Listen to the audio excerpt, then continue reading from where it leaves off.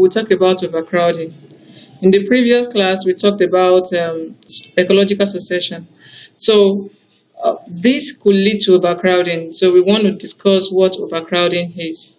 And before we will go into that, I would like you to understand what population is. Population is the total number of species, the same species of organism living in a particular area at a particular time. And population density now has to do with the size of population based on the particular unit of space. So you can have the formula of population density as the total number of individual per unit area or volume. So population growth has to do with the potential of explosive growth. And in the absence of limiting factors in the environment, their growth curve will be exponential. What do I mean by this? Population growth will be smooth. Population will continue to grow well if there is no limiting factor. Limiting factor, those are the factors that can retard growth, like disease, like overcrowding that we are talking about right now. So if there's no all those things, then population will be exponential. It will be spontaneous. And we know that growth is not like that. You understand that? So just like we all know that when a mother gets pregnant, it takes time before she delivers, and when she delivers, the baby takes time before talking, before walking. That is the way of growth is. So growth will accelerate speedily until population density increase at a higher rate and continues indefinitely until it exceeds its carrying capacity. So we are assuming that there's no limiting factor. Growth will be spontaneous. It will be increasing until we see that the environment will go beyond its carrying capacity. So what is carrying capacity itself? Carrying capacity is therefore the maximum density of population that an environment can support over a particular period of time without damaging the environment itself. We know that if you have a room, no matter how beautiful the room is, it's not possible that the room will accommodate 1,000. If it's a small room, that we're assuming a moderate bedroom, it cannot accommodate 100 or 200 people. So once we have a large number of people that is not meant for that capacity, that is, we have exceeded the carrying capacity. So when a maximum density of population, it is the maximum density of population that an environment can support at a particular time. So we have a stigmoid curve, a stigmoid or a logistic curve. It shows the relationship between birth and death. And this is what happens in the real life, because we know that in the real life, growth is not exponential. Growth is stigmoid in the sense that it doesn't just grow without any limiting factor. Growth at the lag stage, at this stage, you will see that it's a little dragging with time. Like we have a baby, it is not immediately you give birth to a baby that the baby will talk or the baby will begin to walk. So over time, the growth begins to move spontaneously. Spontaneously is growing, and at the time it's stationary. Like the adults, they don't grow hands anymore. Their hands don't grow taller. Their legs, they're not growing more legs. They're not growing more, it's like their growth is static. They are just maintaining. Though they eat, they might not even add weight or anything.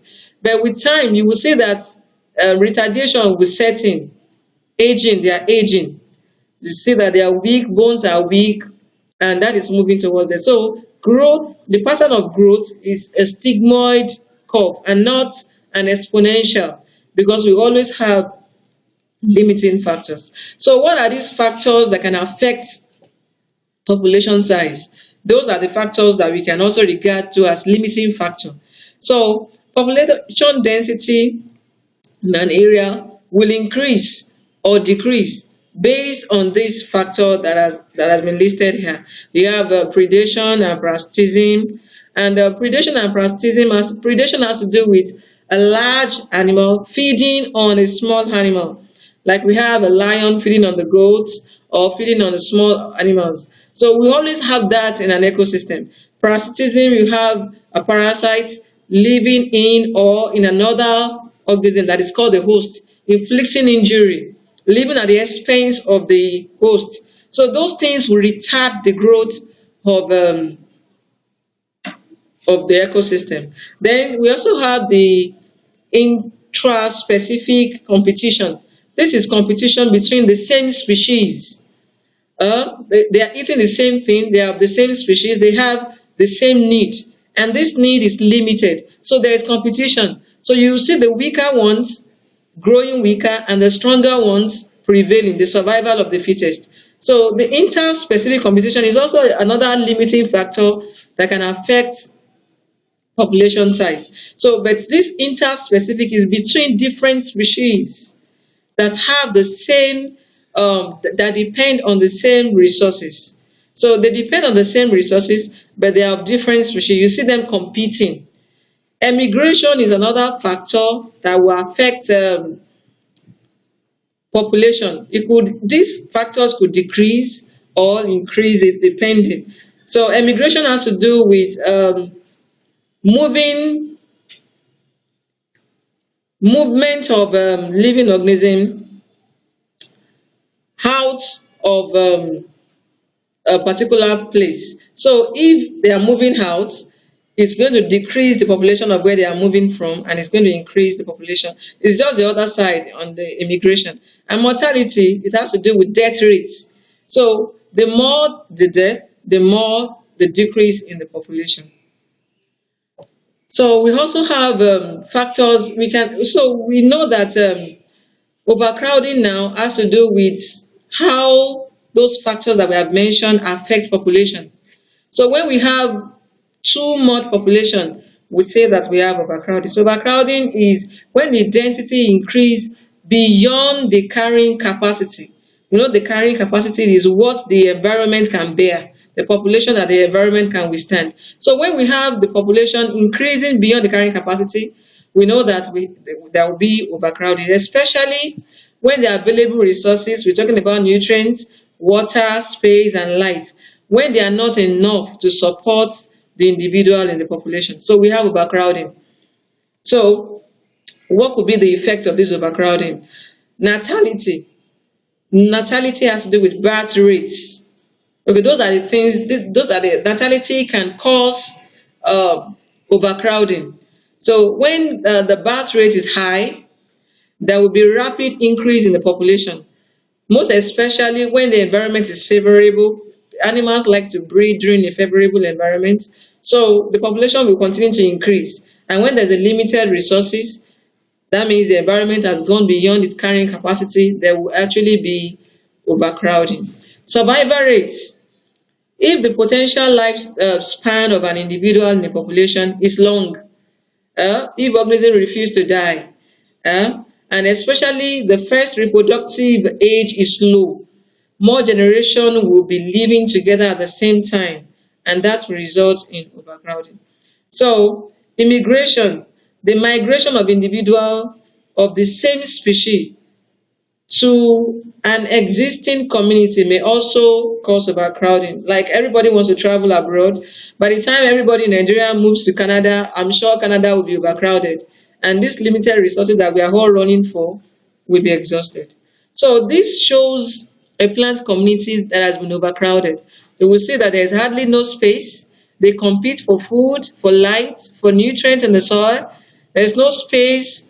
So we can only have, you will have the weak ones, they will not be able to survive. So this shows an overcrowded environment in plants. And in animal, in human being, these are human beings that have been overcrowded. You will see that many people will die here. Because as the weak ones, if you say that you are tired, you want to bend down, another person is ready to step on you. So this is an overcrowded environment. So what are the effects of this overcrowding that we are talking about? One is shortage of food, water, and oxygen. When there's overcrowding, we will not have enough food, we will not have enough water, we will not have enough oxygen. And these things are essential for life. There will also be shortage of light. As we know that plants depend mainly on light. If the tall ones have already formed, their leaves have already formed canopy, and the down ones cannot get light, they will not be able to survive. So we have shortage of light reaching the plants. Then rapid spread of disease. Like in the days of COVID-19, you will see that they've been saying social distancing because when there are large population, disease can easily spread around. It also happens in animal. So that is why when you notice an animal that is sick, you isolate it so that it will not spread to the other ones. So inadequate space can also expose the organism to predation. When they are too much, they will not be able to hide, and predators are always looking around. So when they are too much, of course, they will encourage predation. An increase in predation may also expose many, they will also occur because many organisms will be weak. The weak ones will be easily susceptible to predation. Then animals will also be reluctant to breed. We know that breeding takes place just like in animal. You don't sleep with your wife or just have a sexual interaction in an open place.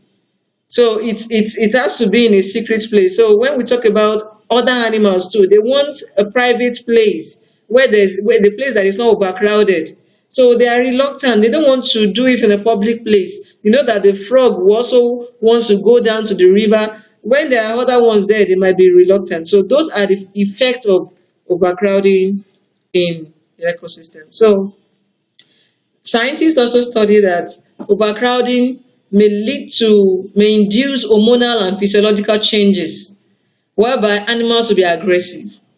Instead of them to, they will just be aggressive. It happens in man too. When people are crowded, you just discover that you can't bear it. You fight one another, they kill one another, and it could lead to cannibalism among the animals.